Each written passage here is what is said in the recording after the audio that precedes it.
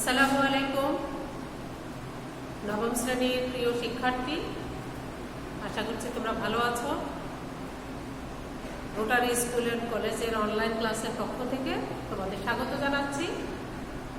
আজকের বিষয় হচ্ছে বাংলা দ্বিতীয় পত্র, ব্যাকরণের অংশ, খুবই গুরুত্বপূর্ণ অংশ, প্রত্যয়। আজকের পাঠ্য বিষয় হচ্ছে প্রত্যয়। এই ক্লাসে তোমাদের স্বাগত জানাচ্ছি। তোমরা একটু বোর্ডে দেখে নাও, আমি লিখে রেখেছি তোমাদের সুবিধার্থে। প্রত্যয়।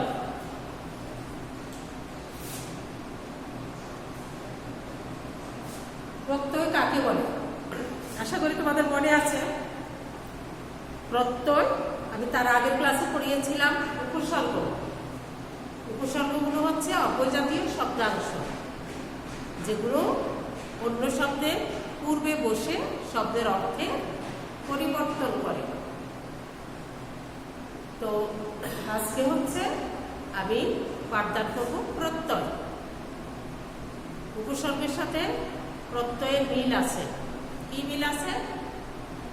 উপসর্গগুলো যেমন অবজাতীয় শব্দাংশ, যার কোনো অর্থ নেই, প্রত্যয় একই জিনিস, এগুলোও হচ্ছে অবজাতীয় শব্দাংশ, যার নিজের কোনো অর্থ নেই। তবে আমার প্রিয় শিক্ষার্থী, উপসর্গ আর প্রত্যয়ের মধ্যে পার্থক্য আছে। পার্থক্যটা হচ্ছে, তোমরা জানো যে উপসর্গ শব্দের শুরুতে বসে, আর প্রত্যয় কিন্তু শব্দের শেষে বসে। প্রত্যয়গুলো শব্দের শেষে বসে এবং প্রত্যয়েরও নিজস্ব কোনো অর্থ নেই, কিন্তু শব্দের শেষে যুক্ত হয়ে অর্থ তৈরিতে সাহায্য করে। তাহলে প্রত্যয়ের সংজ্ঞাটা আশা করি ইতিমধ্যে তোমরা জেনে ফেলেছ। প্রত্যয় হচ্ছে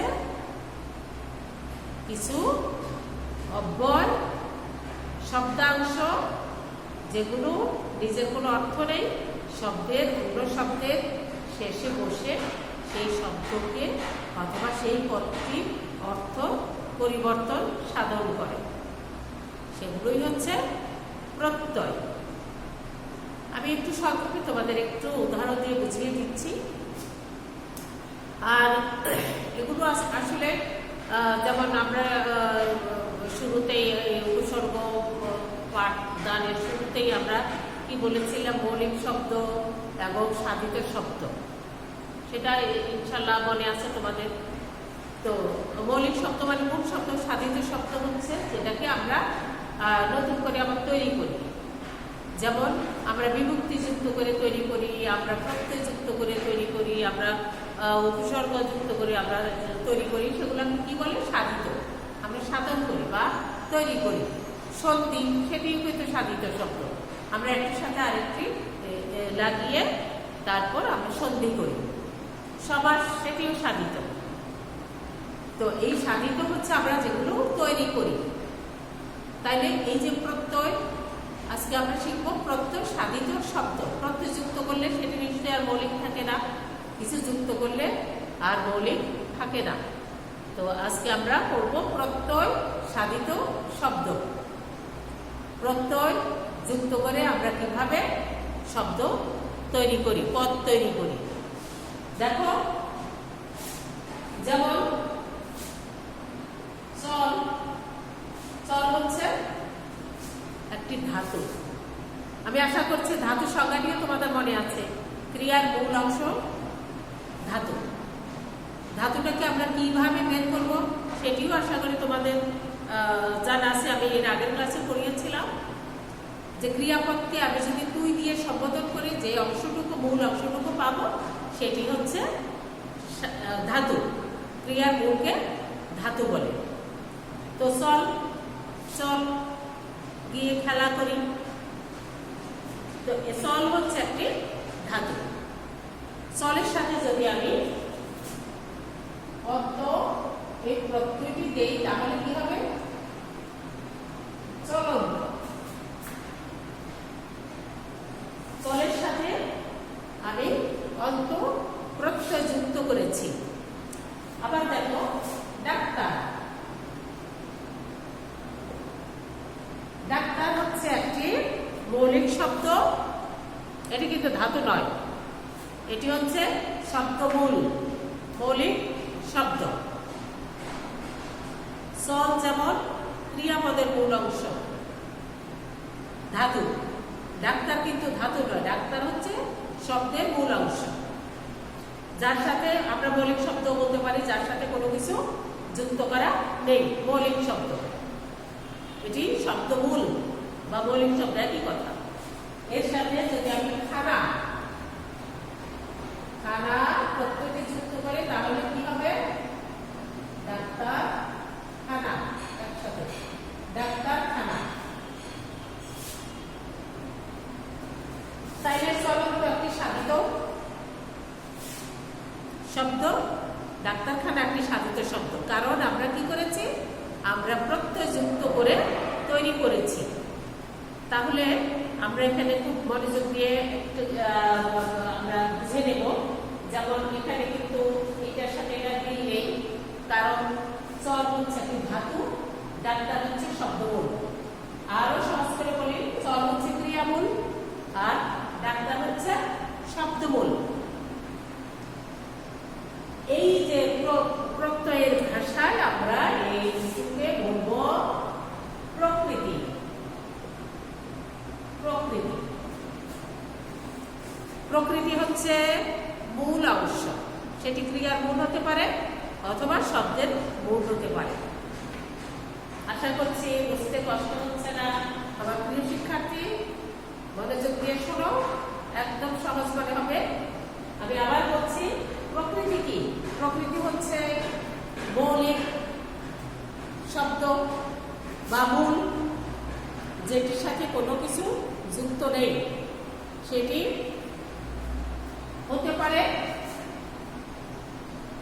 ক্রিয়ামূল বা ধাতু, অথবা হতে পারে শব্দমূল। তাহলে প্রকৃতি দুই রকম। প্রকৃতি দুই রকম কি কি? ধাতু এবং শব্দমূল। আমি এখানে লিখে ফেলি, প্রকৃতি হচ্ছে দুই রকম, ধাতু বা ক্রিয়ামূল, শব্দমূল। শব্দমূল ধাতুকে আবার কি বলি আমরা? ক্রিয়ামূল, ক্রিয়াপদের মূল অংশ, ক্রিয়াপদের মূল অংশ। তাহলে প্রকৃতি আমরা পেয়েছি দুই রকম, একটি হচ্ছে শব্দমূল, একটি হচ্ছে ধাতু বা ক্রিয়ামূল। তাহলে দেখো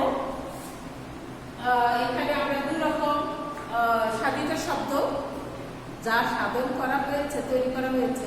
সাধিত শব্দ দুই রকম, এটাকে বলে, এই দুটির নাম হচ্ছে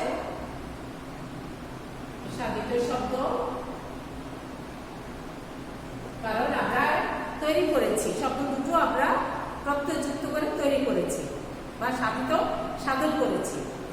সাধিত শব্দ, সাধিত শব্দ আবার দুই রকম। সাধিত শব্দ আসলে এটাকে আমরা পদ বলতে পারি, পদ তৈরি করেছি, এই দুই রকম। তাহলে পদ বা সাধিত শব্দ কিরকম?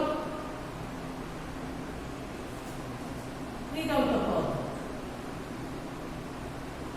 আমরা যদি ক্রিয়ামূলের সাথে যে প্রত্যয় যুক্ত করে আমরা যদি সব ক্রিয়াপদ তৈরি করি, আমরা যে সাধিত পদটি তৈরি করবো সেটি হচ্ছে ক্রিয়াপদ। আবার শব্দমূলের সাথে আমরা প্রত্যয় যুক্ত করে আমরা কি পাই? পদ। শব্দমূলের সাথে আমরা প্রত্যয় যুক্ত করে আমরা পাই শব্দ বা পদ। তাহলে পদ, তাহলে এটা হচ্ছে পদ। এ পদ দুই রকম, একটা হচ্ছে এটা হচ্ছে ধাতুর সাথে আমরা প্রত্যয় যুক্ত করে করেছি কৃদন্ত পদ। কৃদন্ত পদ। তাহলে ধাতুর সাথে আমরা যদি প্রত্যয় যুক্ত করে যে পদটি পাই সেটি হচ্ছে কৃদন্ত পদ। আর একটা কি? শব্দবলের সাথে আমরা প্রত্যয় যুক্ত করে আমরা যে পদটি পাই সেটিকে আমরা বলবো তদ্ধিতান্ত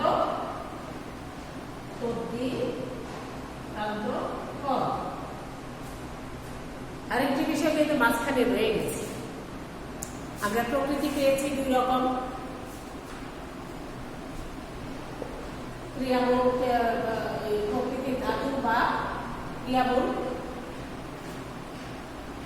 শব্দবল, এই দুটো। আমরা এখানে সাধিত পদ পেয়েছি আমরা দুই রকম। সাধিত পদে আমি বলে দিই এটাকে সাধিত পদ। যে পদ আমরা তৈরি করেছি সাধিত পদ দুই রকম, কৃদন্ত পদ আর হচ্ছে তদ্ধিতান্ত পদ। তাহলে দেখো আমার প্রিয় শিক্ষার্থী, দেখো তো কি বাকি আছে। আমরা প্রকৃতি দুই রকম পেয়েছি, সাধিত পদ দুই রকম পেয়েছি, তাহলে মাঝখানে প্রত্যয় দুই রকম,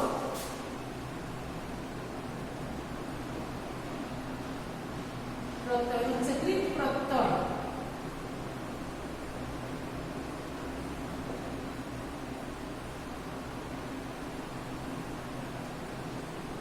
তদ্ধিত প্রত্যয়। আমরা ধাতুর সাথে যে প্রত্যয়টি যুক্ত করে আমরা কৃদন্ত পদ তৈরি করেছি সেটিকে বলে কৃত প্রত্যয়। আবার শব্দবলের সাথে যে প্রত্যয় আমরা যুক্ত করে আমরা তদ্ধিতান্ত পদ তৈরি করেছি সেটিকে বলে তদ্ধিত প্রত্যয়। দেখো তদ্ধিত প্রত্যয়, এই দুটো হচ্ছে প্রত্যয়, এটা হচ্ছে কৃত প্রত্যয়, এটা হচ্ছে তদ্ধিত প্রত্যয়। তাহলে আবার আমরা একটু খেয়াল করি, প্রত্যয় তৈরি করতে কি লাগে। প্রত্যয় কিভাবে আমরা অন্য শব্দের সাথে যুক্ত করি, যেই মৌলিক শব্দের সাথে আমরা যুক্ত করি সেই মৌলিক শব্দটিকে বলে প্রকৃতি। প্রকৃতি কত রকম? ক্রিয়াপদের মূলকে বলি ধাতু, আর শব্দের মূলকে বলি তদ্ধিত পদের শব্দমূলকে বলি আমরা অন্য পদের, মানে ক্রিয়া ছাড়া বাদ বাকি সবই হচ্ছে অন্যান্য পদ, বিশেষণ সর্বনাম অব্যয়। এই কয়টাকে আমরা কি বলি? নামপদ। এই কয়টির নাম হচ্ছে নামপদ। নামপদ সাথে আমরা যদি তদ্ধিত প্রত্যয় যুক্ত করি তাহলে আমরা পাই তদ্ধিতান্ত শব্দ বা পদ, তদ্ধিতান্ত পদ।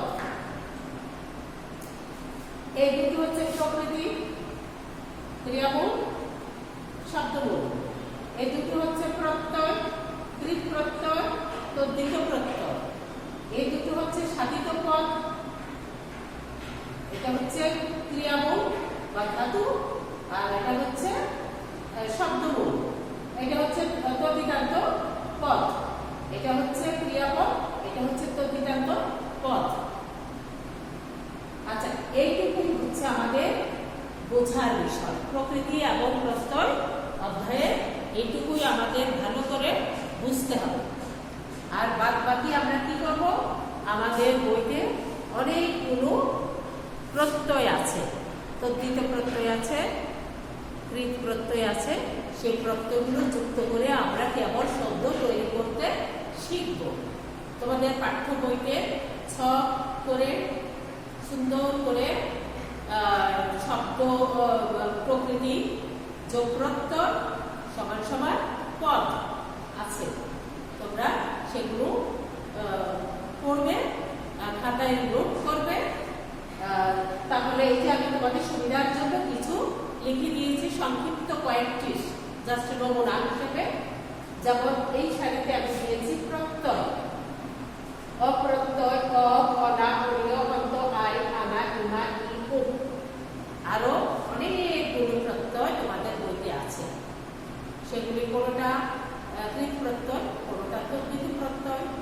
আর কৃত প্রত্যয় যুক্ত হয়েছে কোন কিসের সাথে? ক্রিয়াবলের সাথে। আর তদ্ধিত প্রত্যয় যুক্ত হচ্ছে কিসের সাথে? শব্দবলের সাথে। আর কৃত প্রত্যয় ধাতুর সাথে তৈরি হলে কৃত প্রত্যয় ধাতুর সাথে তৈরি হয়ে হবে কৃদন্ত পদ। আর তদ্ধিত প্রত্যয় শব্দবলের সাথে বসে যুক্ত হয়ে হবে তদ্ধিতান্ত পদ। এগুলো হচ্ছে পদ, সাধিত পদ, এগুলো হচ্ছে প্রত্যয়, এগুলো হচ্ছে প্রকৃতি। তাহলে এখানে আমি কয়েকটা নমুনা তোমাদের জন্য লিখেছি। দেখো, অপ্রত্যয়, এটা হচ্ছে প্রত্যয়, এটা হচ্ছে প্রত্যয়, প্রকৃতি, প্রকৃতি, আর এটা হচ্ছে সাধিত। এটা প্রকৃতি, প্রকৃতির সাথে এই যে প্রত্যয় যুক্ত করেছি, প্রত্যয় যুক্ত করেছি, প্রত্যয় যুক্ত করে আমরা কি পাচ্ছি? সাধিত, সাধিত পদ পাচ্ছি। তাহলে প্রকৃতি মানে হচ্ছে মৌলিক শব্দ বা ধাতু বা ক্রিয়ামূল বা শব্দমূল, মানে মূল অংশটাই হচ্ছে প্রকৃতি। তাহলে প্রকৃতিতে দেখো, এই সারির প্রকৃতি, এই সারিতে প্রত্যয় যুক্ত করেছি, সমান সমান আমি সাধিত পদ পেয়েছি। সাধিত পদগুলোর মধ্যে কোনটা হবে কৃদন্ত পদ, কোনটা হবে তদ্ধিতান্ত পদ। কৃদন্ত মানে যেখানে কাজ করা বোঝায়, ধাতুর বিষয়, ক্রিয়াপদের বিষয়, ক্রিয়াপদই কৃদন্ত পদ, যেখানে কাজ করা বোঝায়। আর কাজ করা না বোঝালে সেটি হবে তদ্ধিতান্ত পদ। তাহলে দেখো, একটি প্রত্যয়, আমি শিশু, শিশু হচ্ছে একটি কি ধাতু না শব্দমূল? শিশু শব্দ দিয়ে কি আমরা কাজ করা বোঝাচ্ছি নাকি না বোঝাচ্ছি? কাজ করা বোঝালে সেটা হবে ধাতু, আর বাদ বাকি সবই হচ্ছে শব্দমূল। তাহলে শিশু একটি শব্দমূল, তার সাথে যদি আমি অপ্রত্যয়কে যুক্ত করি তাহলে কি হবে? শৈশব। শৈশব কি একটি সাধিত পদ, এবং অবশ্যই এটি কোন পদ হবে?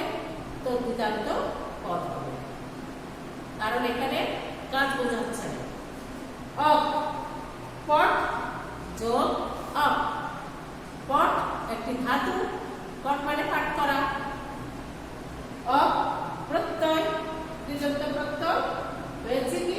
পাঠক। এটি অবশ্যই কৃদন্ত পদ। অনা একটি প্রত্যয়, দুল যোগ অনা, দোলনা। মাননীয় একটি প্রত্যয়, মাননীয়, মাননীয়।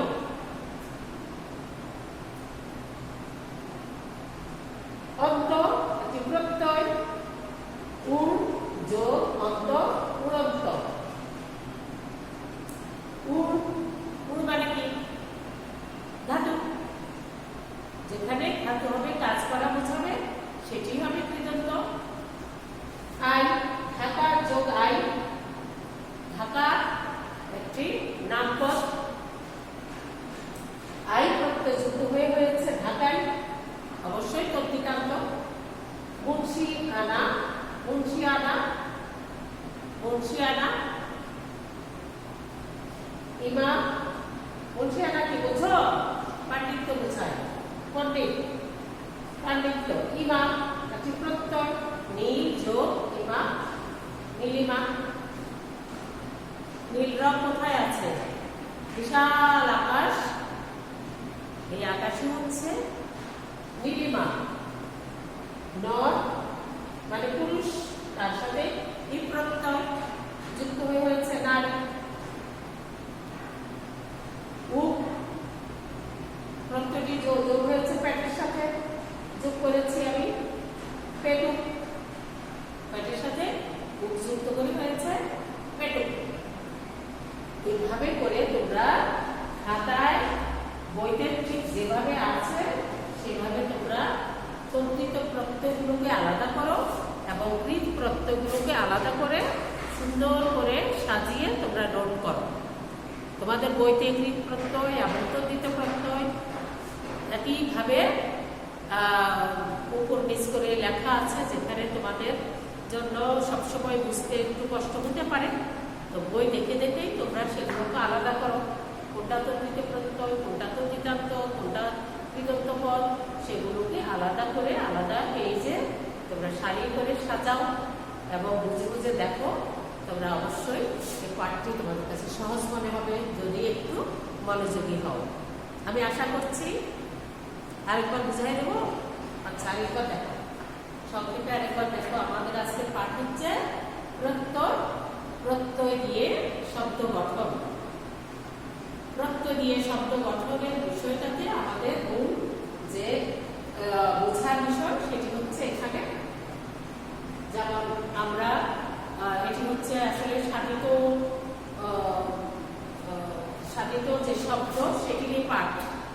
আমরা বিভিন্নভাবে শব্দ সাধন করে থাকি, তারই একটি অংশ হচ্ছে প্রত্যয় সাধিত শব্দ, মানে প্রত্যয় যুক্ত করে শব্দ তৈরি করা।